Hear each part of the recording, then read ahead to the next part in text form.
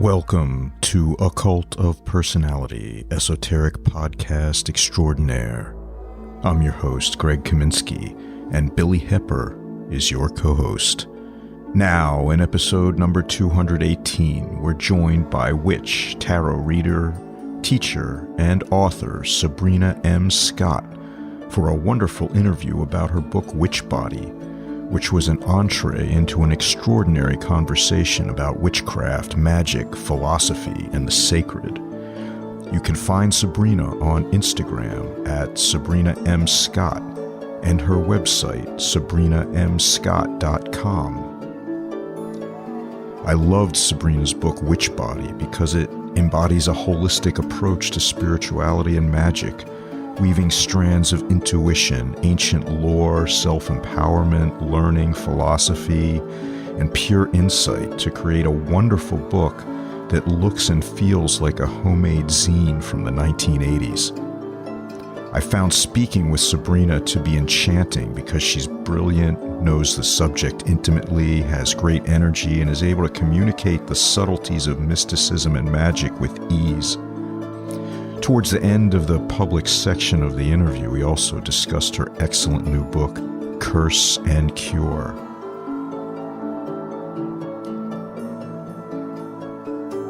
A Cult of Personality podcast is made possible by you, the listeners, and by the subscribers to chamberofreflection.com, our membership website, who aid us in the cause of informed, authentic, and accessible interviews about Western esotericism. Thank you again.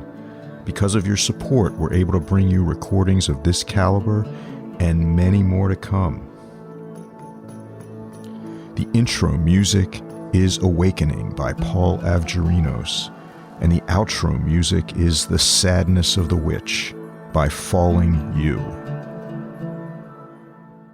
Sabrina Scott, I want to welcome you to A Cult of Personality podcast. It's really great to speak with you. I've been looking forward to this chat for quite a while now, years in fact. So I appreciate your patience and thank you so much for joining us.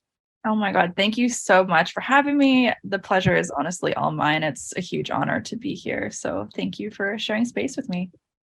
Originally, I had only really known you from your book, Witchbody, which I think just calling it a book is not doing it justice because it's really so much more than just a typical book when we think of a book. It's, it just radiates the love and care and type of like artisan handcrafting type of quality to it.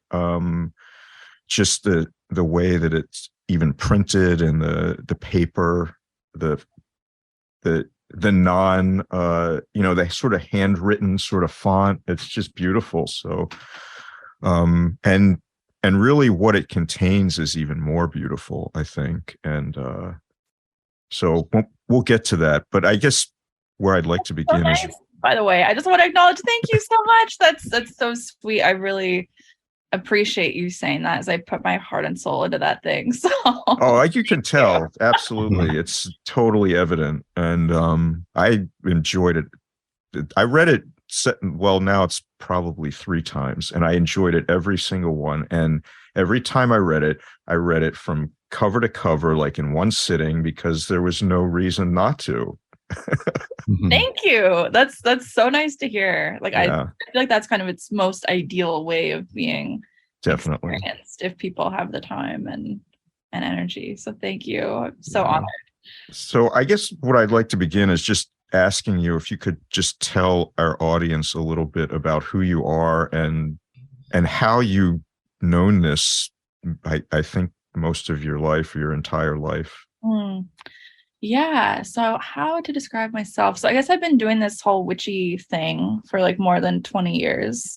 I grew up in this interesting space called spiritualism. So for anyone who doesn't know what spiritualism is, if there's any listeners who are like, what is that? It's something that considers itself a religion, a science, and a philosophy that was founded in the 1850s in upstate New York.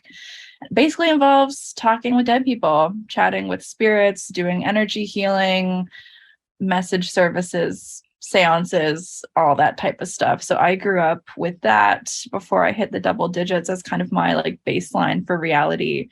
And so that created a very easy pathway for me into witchcraft and magic, because of course, as we know, witchcraft and magic is all about moving energy around and facilitating change via doing that. And so spiritualism gave me this really beautiful introduction to chatting with spirits, noticing what they had to say, and kind of channeling that energy in a variety of ways. And so that's kind of my roots. That's where I come from. But I would say now, while that is a part of my practice, I'm just more of a witchy person, not Wiccan, but, you know, typical urban magic person. That's the short version. If that makes sense to people, hopefully it does. I think so. Thank you. Yeah. So that's my background in terms of practice, but otherwise I'm an artist, writer, spiritual teacher, I guess, which is the position of spiritual leadership. I think is something I kind of came into a little bit by accident, just kind of because people wanted me to occupy that. And it's been a beautiful kind of fun journey to learn with people and to teach this type of stuff. Could you say a little bit also about your, I guess, education? And oh yeah, I guess that's because relevant. I know maybe that's not as relevant to Yeah. your practice or spirituality, but I feel like it definitely informs where you're coming from. Yeah, thank you for that, actually. So I've got a really random educational journey, but to me, it all kind of merges together in a way that makes sense. So my undergrad is in illustration with minors in printmaking, which is where the book art stuff comes in. What else? Media studies. So that's also kind of where an awareness of form and content and all of that comes in. And then the other minor was in communication design. So I designed Witchbody from cover to cover. I dealt with all of that myself. So a lot of those skills that I built during that part of my many degrees, that's where that comes from, that artistic awareness. And then I got a master's in environmental studies, which is where I did a lot of the, I guess, kind of end cohesive work for Witchbody, because what that master's of environmental studies enabled me to do was to find a lot of the language philosophically to describe what I've believed forever and what I've felt to be true in my body forever, like just as a human in the world, engaging with plants and wind and animals and sidewalks and dandelions and trash and all of that. I think there's things that we know to be true as we engage with them as energetic beings. But doing that master's of environmental studies and reading a lot of environmental philosophy, other types of philosophy, really gave me the toolkit of amazing words to describe this belief system that I've always had, and enabled me to really describe it in a bit of a snappy way. Yeah. So that was really fun. And now I'm doing a PhD in the philosophy of science, which is a more new thing. But so I'm in that degree, I'm talking about, and there'll be a book that comes from this, I'm sure, at some point. So I'm talking about witchcraft as an alternative way of healing from trauma, actually. Awesome. So that should be fun. Whenever that book comes out, it'll be interesting. Yeah, I imagine it for sure. Yeah, so that's my educational background. But of course, I've also read all those typical witchcraft history texts, and I'm pretty grounded in all of that type of stuff. But I really wanted to focus instead on the environmental philosophy and kind of going back to those building blocks of ontology. Like fundamentally, what is reality? What do we believe exists? What do we feel exists based on our experiences, which is really what that ontological exploration is all about. And I feel like part of the reason why I really wanted to create that book, Witchbody, to describe my ontologies, I feel like ontology is something that's left out of so many conversations about magic. Like most people don't really take the time to describe or think about, like, what do they believe the world even is? What do they believe in? What's their stance on spirits? What do they think the agency of objects actually is? Whereas as witchy, magical people, like, we're working with objects all the time, but often not naming what do we believe these objects are, like on an ontological level, and what can they do energetically, magically, all of that. A lot of it is kind of like implied in this like fog that a lot of people don't actually take the time to figure out, think about, talk about in an in-depth way. And so what I was hoping that Witchbody would do would be to kind of create a bloom space, I suppose, like this kind of seed that hopefully would get in people's brains, and then folks would think about, oh yeah, I am working with objects to do magic. Why? What does that mean? What does that mean that I believe? If that makes sense. So that kind of baseline of like the building blocks of reality, to me, that is where there's so much beauty and there's just so much potential and possibility. And I think it's so relevant to this thing called magic that we're all passionate about and interested in practice. Yeah, I 100% agree. And just if I could quickly follow up, I feel like you're exactly correct. And you said it so eloquently. If most people, well, everyone really has a view, but most people's view is completely unexamined and unarticulated. And those that do have a view, maybe like you, have somehow discovered it through intense investigation and contemplation. Others have come to it through what I would call authentic spiritual traditions that have a history of expounding a particular view of reality as a beginning of the path. Mm-hmm. But you're right. Most magicians, most occultists, most people involved in esoterics, they have a view. They just don't really understand what it is. And not understanding it is a problem because, well, then if you don't understand your view, you can't understand your destination at all, even Absolutely. if you think you can. I agree with that completely. And I also feel like they can't understand like the journey either. Yeah. It's like if they don't understand or don't take the time to think about, okay, what am I actually doing when I'm working with candles, incense, plants, resins, whatever these objects happen to be. If people don't take the time to think about, why am I working with these beings, as I consider them beings in the book, even if it's not like a living, breathing thing. Like I consider like a lighter to be a being, as you guys know. Like if people aren't thinking about, okay, like why am I doing this other than just the book told me to, and it gets this result and I experience that. Like if people don't think about why is that energetically, like what are the mechanics of what's going on there? And then what do the mechanics then teach us about ontology? Like for me, that is all just the soup of the beauty of all of this stuff. Yeah. If that makes sense. Like That's I 100%. love that. I love that. And I think you're right. Like a lot of people don't want to dive into that for probably a variety of reasons. Like it is hard. It is hard and uncomfortable often for people to consider, okay, what do I believe reality to be?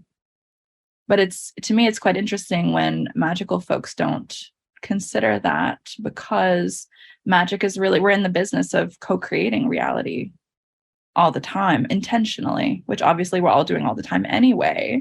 But with magic, there is an additional intentionality kind of layered onto that always already collaborating to create type of thing.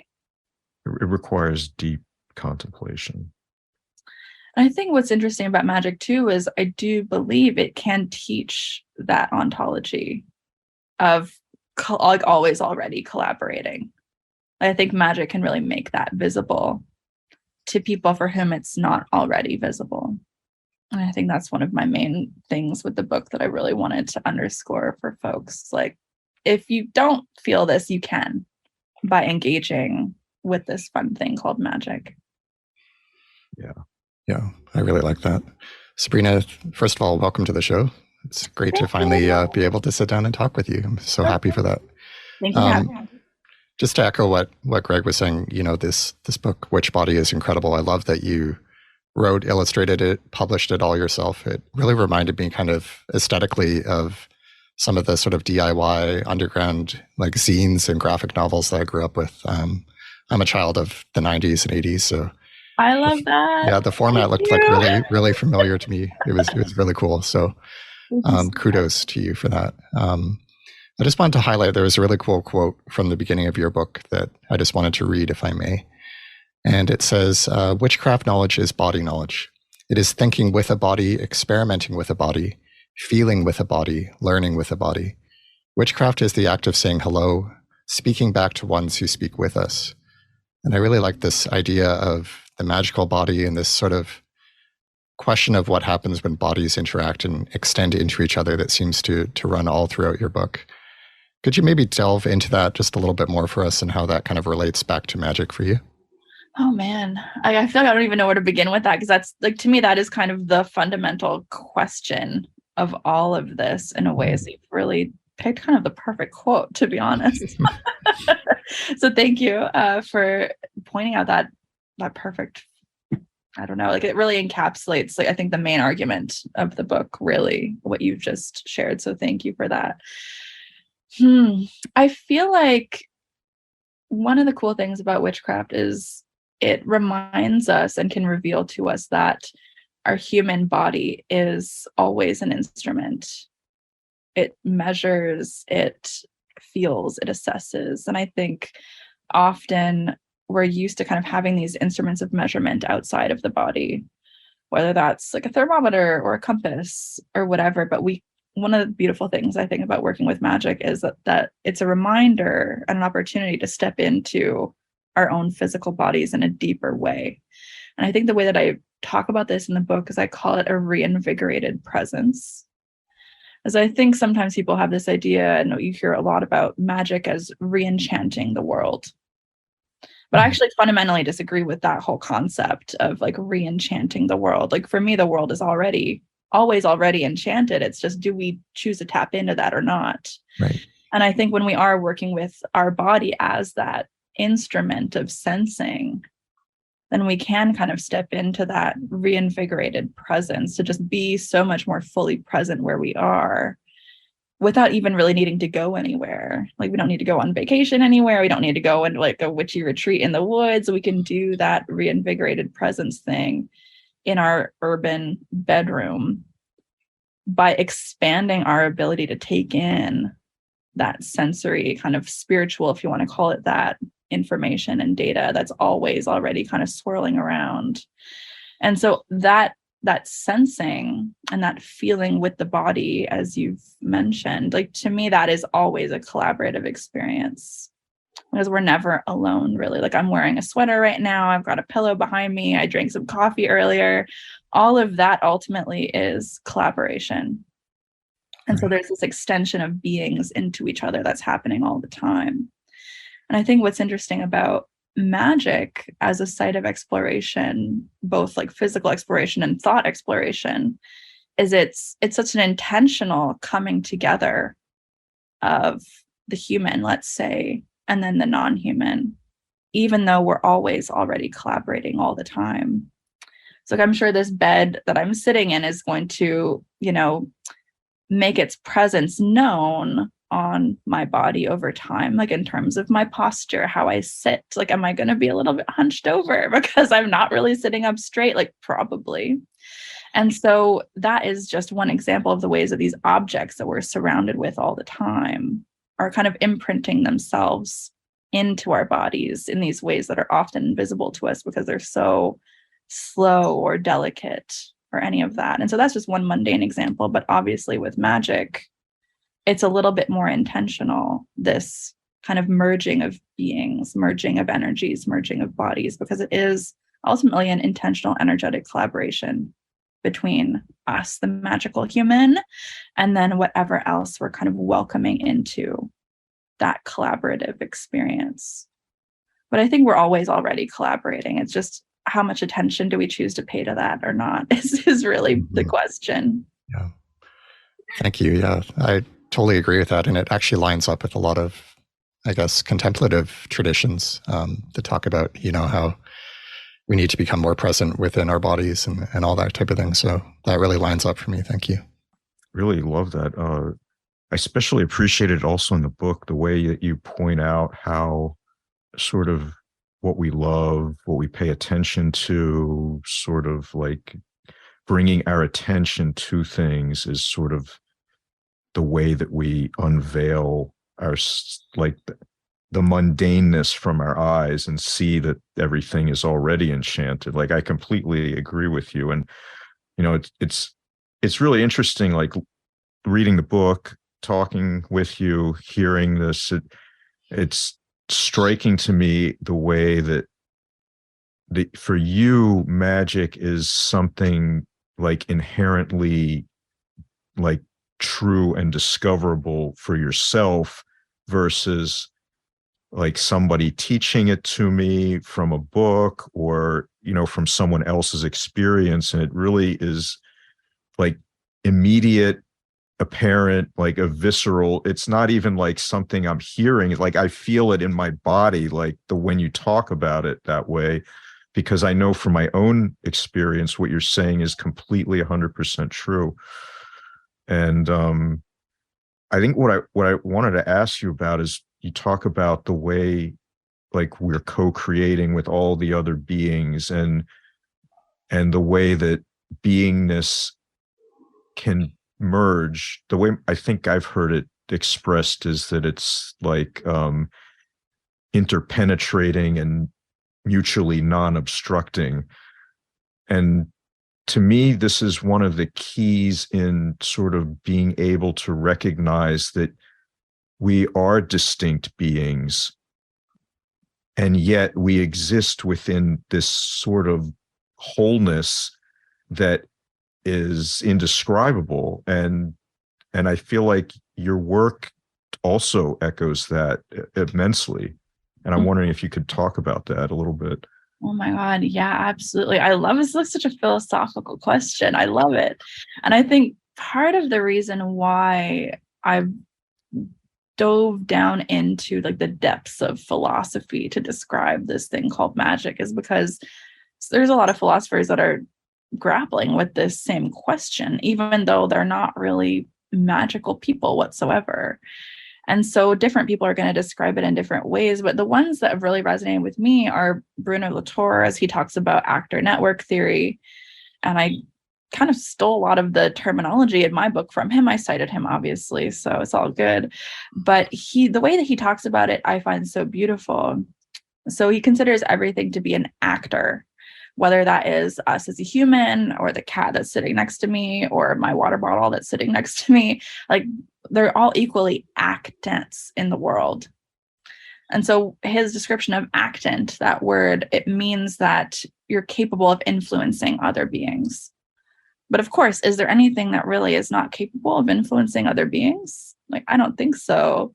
I think everything is going to influence everything else. And then, of course, the question of scale and the heaviness of that impact, of course, is another question. So perhaps everything does not affect everything else on an equal level.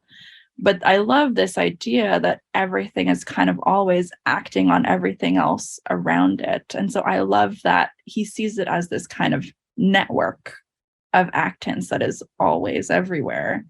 Another theorist who's got interesting terminology is Karen Barad, and she's more of a physicist, so she talks about entanglement. And so I really love that word because it talks about that kind of messiness that the word network might not fully like inherently invite us to imagine. Like an entanglement to me does show that it is a bit messy. Like it is sometimes hard to see, like, where are those lines of influence and what influence is coming from where. But I think one of the beautiful things about magic is it actually does ask us to consider what is coming from where when we're troubleshooting the rituals that we're doing. And it's like, okay, I'm working with this particular herb, or I'm working with this particular candle to troubleshoot in that experimental type of way. Okay, this was more effective when I did it this way. It was less effective when I worked with this particular plant. Okay, cool. And then we can see what beings, what actants are asserting how much influence where in our magical workings, which I find like so beautiful and interesting, and why I find magic to be such an experimental process inherently, at least in the way that I conceive of it for myself. I know not everyone would probably agree with that, but for me, that's where I'm at. Thank you. Sabrina, I'm curious, could you share a little bit about your own magical practice? Like, would you consider yourself a solo practitioner? Do you belong to any sort of a group that you can share about? Tell us a little bit more about that. Oh, man. Yeah. So it's interesting, right? So I'm sure you guys have heard that phrase from some people that you can't be a witch alone. And so it's funny because I agree with that for reasons that probably make sense if people have read my book. But people who say that phrase usually mean it to say that you can't be a solo practitioner. Like, you can't be a solo witch. You need to be a witch in a group. But I think we're always already a witch in a group, because I am welcoming those other beings, those other bodies into what I consider my practice to be. So while I am a solitary practitioner in that typical sense that people speak of it, I don't really consider myself solitary, because I work with saints, I work with various ancestral spirits, I work with various land spirits, I work with various animal spirits, I work with various plants, candles, kind of physical, tangible tools in that way as well. So while I might be the only living human doing the practice, where and when and how I'm doing it, I do consider myself to be engaged in a larger community of beings within that. So I don't really consider myself solitary in that way, even though someone looking in from the outside might think that I am. So hopefully that makes sense. But I've got a very close working relationship with a few different saints, even though I'm not Christian, which is pretty interesting. My practice is very intuitive. It's very impulsive, I would say. So I'm not someone who like religiously will practice at particular times. Like, the exception for that for me would be like my birthday and Halloween and New Year's. Those are my three kind of big times. And I do care about the equinoxes and the solstices. But otherwise, I would say I'm someone whose magic is very driven by intuition and impulse. Like, kind of as I feel inspired, I just kind of like ride that energetic wave. And it's often I'll do a very big ritual just impulsively, let's say, just because I'm feeling that the energy is right. And that's kind of what I'm hearing from my spirit team. This is the right time and place to do a particular set of things. So I do create space for that creativity and flow, as opposed to, let's say, like a rigidity, right. And I don't judge folks who have a rigid practice. I think that's completely legitimate. And I think everyone's different. Everyone's going to feel creatively inspired in different contexts. So I think that's totally cool. But for me, it is very spirit-based, which probably is not surprising due to my background in mediumship and spiritualism and all of that. So for me, there is a lot of direct contact and direct conversation with those spiritual beings that I'm collaborating with, whether that's ancestor spirits or other spirit guides that have kind of entered into my sphere along the journey, even though they're not related to me in any way, as well as those saints and other animal spirits that I've kind of built up in my team over time. So it's very impulsive, kind of intuitive, like more folksy, low magic type of practice, I would say. Like, I'm not a high magic person. I don't do the planetary hour thing. I don't do any math. no charts, no numbers. Like, I'm much more like close to the ground, like ear to the ground type of practitioner, where it comes from need, it comes from feeling, it comes from being overcome with emotion, with energy, with just that intuitive knowing that, like, okay, now is the right time and I need to do A, B, C, D. And oftentimes, like, the ritual that I'll do will only really fully make sense afterwards. So I'll just fully follow my intuition more often than not, which I know is not a very useful thing to say on a podcast interview, because a lot of people listening will probably be like, what the fuck is she talking about? Like, what does that mean on the ground? But it really just does mean, like, not giving into any kind of insecurity or fear of being wrong, which I think, like, I teach as well. So I have a lot of students that I teach this whole magical thing to. And one of the things I hear constantly is like a fear of being wrong, a fear of messing up, insecurity, that what they're picking up on intuitively is not correct or whatever. And that's a whole other conversation. But my practice is very much just like that flow, that trust, and just like riding the wave until it's done being ridden, basically. Right. So it's a very, mediumistic, I would say, way of practicing. Very intuitive. Yeah. That was a great answer, by the way. It managed to like knock out two more of my questions that I was going to ask. Really? I was going to ask you about kind of like the calendar year for you, like if you had certain feast days. And I was also going to ask you about spirits and saints and all that good stuff. So thank you for that. Yeah. Just kind of a follow-up question. Did you have, I guess, like a mentor, a teacher, anyone who kind of introduced you into this witchy stuff, or are you mainly self-taught? So I believe the spirits taught me. Like I consider myself to be spirit initiated, which I know is like a controversial topic. Like I don't believe that humans need to initiate other humans in everything. Like I think obviously for some traditions, absolutely, that's kind of how that lineage would work. Totally respect that. But for me, with what I do, since I am not practicing within any particular like lineage tradition, other than I guess my own heritage, like I am a 7th generation medium, so there is that. But I consider the spirits to have taught me, to be honest with you. Like I think it's just through doing the things, like getting my hands dirty, getting into it. Like I've read a shit ton of books, obviously, but I really do believe that like just getting your hands dirty, getting into the practice, like talking to the spirits, talking to the saints, talking to whatever beings, talking to the ancestors, talking to the earth, like just connecting with all of that. Like for me, that's my main teacher in this whole process. Like I definitely have not had like a human mentor in that sense. It's at least not anyone that's alive. It's just been really getting my hands dirty and talking to the spirits and listening and taking that seriously. That's great. Anathema Publishing Limited. Quality occult books and contemporary esoterica.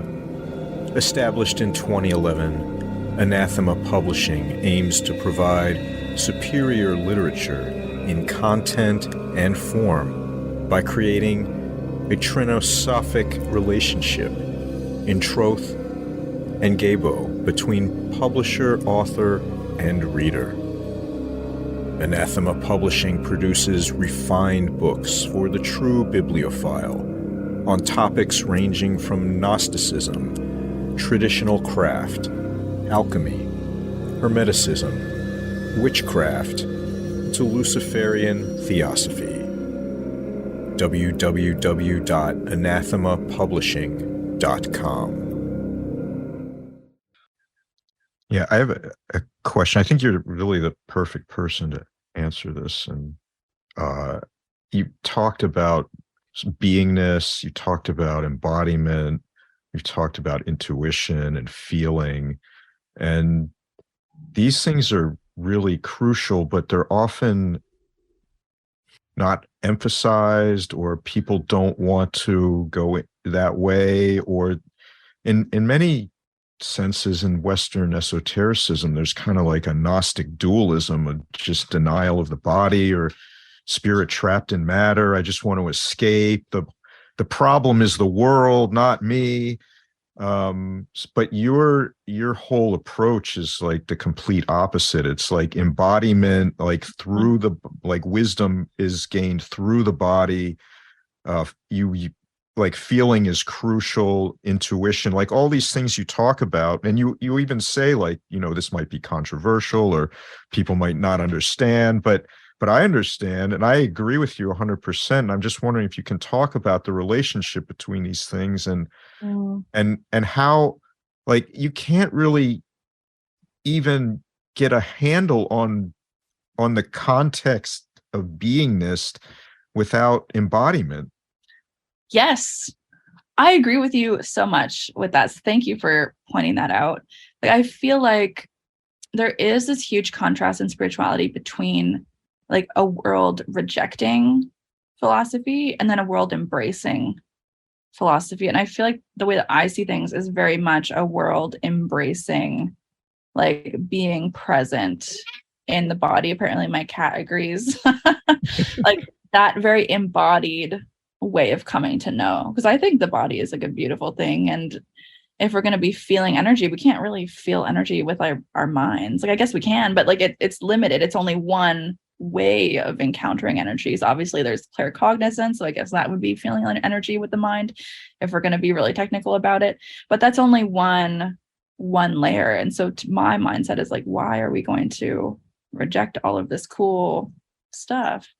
But to complicate it a little bit, one of the things I have to kind of work through a lot with my students is discerning what's intuition and what's just like anxiety. Mm-hmm. Like really slowing down enough to decode those sensations that the body is taking in. And so one of the big phrases I learned growing up in spiritualism is that there's no wrong impressions, there's only wrong interpretations. Makes sense. And so it's like, how are we, taking in and interpreting this spiritual, energetic information that the body is giving us? And so I think a lot of the time, like newer students, let's say, are going to be thinking that like, oh my God, everything is intuition. But it could just be a paranoia or a worry or just their own particular neurotic, whatever.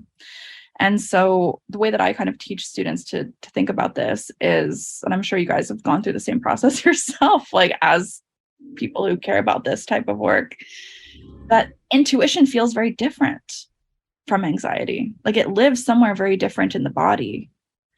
And so I think that's such an important skill for anyone who is engaged in magic, in any type of esoteric stuff, and any type of energy work, any type of spirituality, to really be able to tease apart all of these various sensations that the body is taking in, to be able to slow down and notice, okay, like, was that weird tingly feeling in my stomach, or was it in my throat, or was that just a migraine that I just had from yesterday, or is that just that kind of like paranoia that I always feel because of whatever childhood trauma I've had about ABC thing. So I think we all have those things, right? And I think discerning what is a spiritual message versus what comes from that kind of unhealed part of our psyche is also a wildly important thing for anyone who is studying this kind of energetic, magical stuff to do. And I think sometimes when we do focus a lot on the body, which I 100% do, then that kind of becomes something that rears its like ugly head to be really dealt with. I think a lot of time people will use spirituality and magic and intuition as a way to make excuses for what is really just anxiety or trauma or paranoia, but it's not actually intuition at all whatsoever. It's something else. And so I think having that skill set to slow down and really parse apart like what exactly is going on energetically is just a huge thing. And I think when we actually dive into the body, it's an opportunity to go deep about all that stuff, as opposed to just like, bypassing that, because it's difficult. It's not fun to admit that like, oh, what I thought was intuition was actually just my own weird neurotic brain being crazy. That's true. Thank you. So Sabrina, you have a new book that's I come do. out. We haven't read it yet, but I should send it to you guys. I really would love to hear a little bit about it. It's called Curse and Cure. You self-published it, and it looks amazing. And thank you so much. Let us know a little bit more about it. Absolutely. Yeah. I'm going to send you guys copies actually. So remind me to do that later. But oh my God, of course. It's the least I could do. So it's kind of the witchcraft book I always wanted to write. Like if Witchbody was like my manifesto for what witchcraft is, this is like the how-to kind of the beginning of a how-to. Obviously, like one book could never be a complete how-to. But what I love about this book is it's completely non-denominational. And so as I've talked about before in this chat, like I don't want Sabrina clones. So it wasn't like, here's how I set up my altar and here's how my rituals are structured. Like there is literally not really any of that in the book at all. It's much more about creating a space of reflection and questions for people to find out who they are, and therefore what can their magic look like based on kind of that starting point.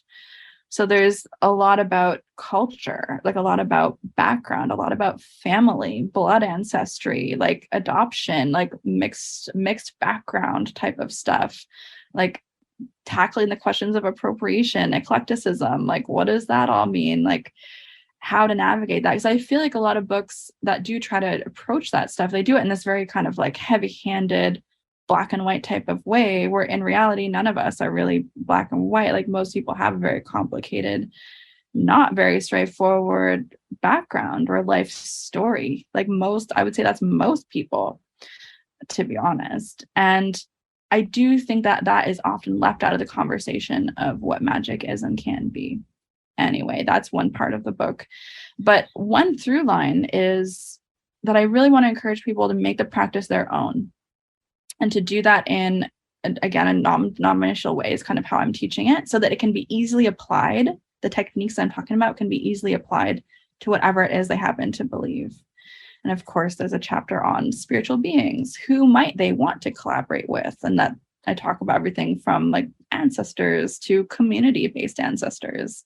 So maybe they don't want to work with their own family ancestors, but maybe they're part of the queer trans community. Maybe they would rather spiritually work with some of those deceased like trans ancestors that hold a very sacred space in that community. Like I think that's completely valid, and that's not something that is talked about in a lot of spaces. So let's make space for that. Or if someone's an artist, maybe they want to call upon their favorite artist for that guidance. Like, why not? And so I open up a lot of those conversations in the book, but I don't really give any answers other than here's a whole bunch of stuff that we can think about in terms of how to approach the practice. What else do I want to say about the book? There's a lot of energy work stuff in it. That for me is like the foundation of everything. I talk about magical timing. I talk about ritual. Like it really just is like the beginning to a 101 that everyone has always been asking me to write. But I very intentionally like don't talk too much about like what exactly is it that I personally do, because for me it's like kind of, it's not completely irrelevant, but it kind of is irrelevant because ultimately people's practice is not going to look like mine. And I think that's totally okay. I do have a few sample rituals near the end, because I know some people really want to like something to grasp onto as like a framework, a baseline. So that is kind of there near the end. But in that section, I also complicate like what even is a ritual.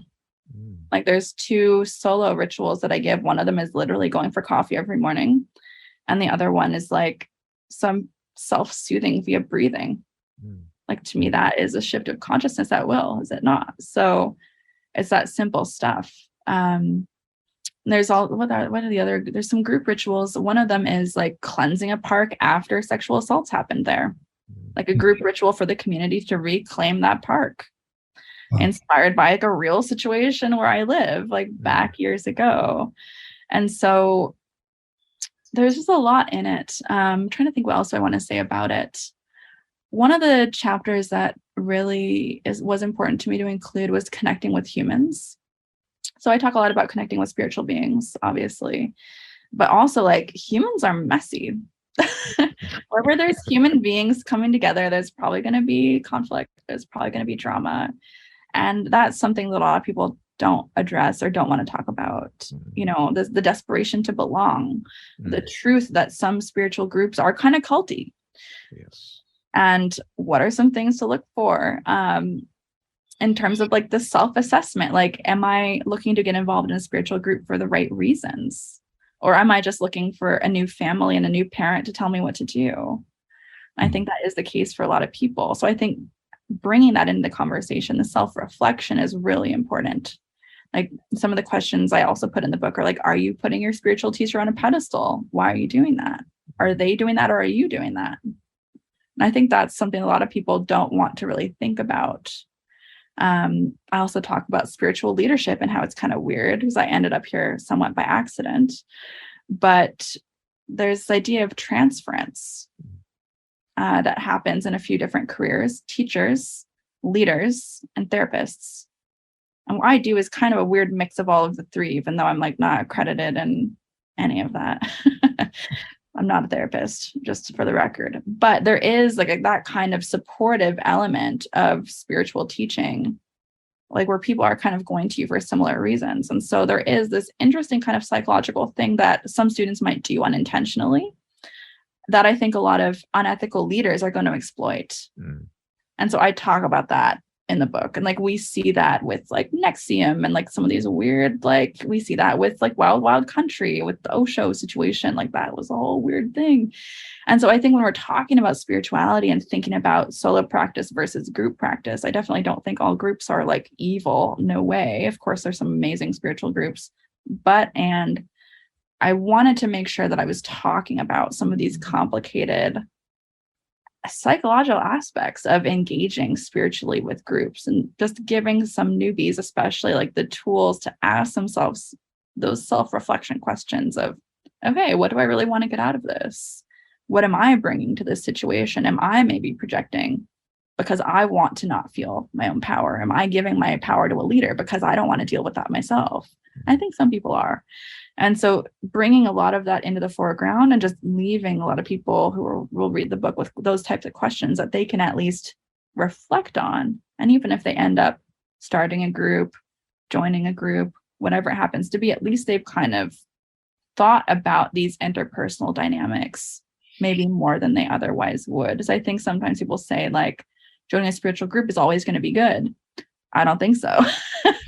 I know you guys don't argue that at all, but I do see people arguing that for sure. Like, oh, it's belonging, it's beautiful, it's family. And it's like sometimes yes, but also sometimes no. And I think the more tools I can give to especially newer practitioners who are grappling with all those questions, the better, because I really hadn't seen a ton of people in my space anyway talking about that in like a very explicit way. I just think it's important. I think sometimes like the witchy pagan community especially can be a bit too permissive about a lot of things, or like sometimes too open-minded. And like the phrase that I use in the book is like, don't be so open-minded that your brain falls out of your ears. Like, let's, like temper that a little bit. Yeah, thank you. That sounds amazing. I'm actually very much looking forward to reading it. So. It's very different from Witchbody. It's very much more like, okay, here's like the nitty gritty. Here's how to do this stuff. Here's how this works. So it's a bit less like philosophical, poetic manifesto. It's a little bit more kind of concrete, I suppose. But I felt like I just needed to at least write something, because everyone was asking me, how do I do this? How do I do that? Like, there's never any book that I would, like the one book that I would want to recommend that would impart all of my ideas. So I'm like, I just have to write it, I guess. So for sure. Yeah. And you're a great writer, so. Oh, thank you. That's so generous. I do my best. I really appreciate that. So thank you so much. Where can people go online, I guess, to check out your books, your artwork, and your courses on magic and tarot readings? Where's kind of the best place where people can find you online? Thank you for that question. So my website is just my name. So it's sabrinamscott.com. My Instagram is Sabrina M. Scott.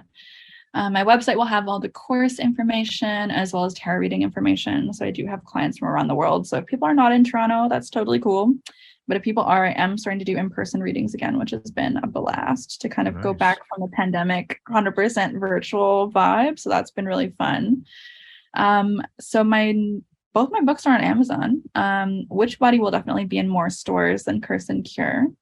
So Curse and Cure, the best way to just get it is on Amazon, as it is self-published through Amazon, which I think is amazing. I know this is not a publishing podcast, but since I've been with a variety of different publishers, like Witchbody is now with Wiser, Curse and Cure was originally with a big five, who I will not name. And I did self-pub Witchbody before it got picked up. So I've kind of been through it all, done it all, but the Amazon self-pub, I think, is like a revolutionary, game-changing situation. So if anyone's listening to this and you're a spiritual, witchy, magical writer and thinking of getting your book out, like I would really recommend at least seriously thinking about self-pubbing. Yeah, I 100% agree. I think the way they do it, it just makes it so easy. Yeah, I agree. I think it's revolutionary completely. And it's also very good for artists. Like I get way more money per book through doing it that way than I would with a traditional publisher. So that's another cool thing. So if people are not too sure about supporting Amazon, please do it, because you're actually also supporting independent writers and artists like myself and many others. Instagram, I'll spend a lot of time on Instagram. So Instagram, Sabrina M. Scott, and I'm always available on email as well, sabrinadraws@gmail.com. I love hearing from people. I actually do reply to stuff, so It's always fun to chat. Well, Sabrina, thank you so much. It's really been a pleasure and an honor to talk with you. I've learned a lot, and I've tremendously enjoyed this interview. So thank you. This has been an absolute blast. Thank you both so much for having me. I've been such a fan of the podcast for literally years. So just feels very amazing to finally be here sharing space with you guys. You are both amazing. So thank you from the bottom of my heart for having me on. In the second half of our interview, available to members at chamberofreflection.com and our Patreon, Sabrina Scott continues the conversation as we delve even more deeply into magic, devotion, prayer, and practical steps to improve our spiritual practices. Join us for that compelling conversation. And please remember that we're in the midst of our Meditations on the Tarot study circle that is open to all Chamber of Reflection paid members. In late November, we're meeting to discuss the Wheel of Fortune, and you should join us. And again, I'd like to remind you that although you're able to listen to this podcast at no charge, it costs time and money to create. We ask you to support our efforts and the creation of future podcasts by joining the membership section at chamberofreflection.com or subscribing via Patreon at patreon.com/occultofpersonality. As always, if you're already supporting the show or have done so in the past, my heartfelt thanks, and I salute you.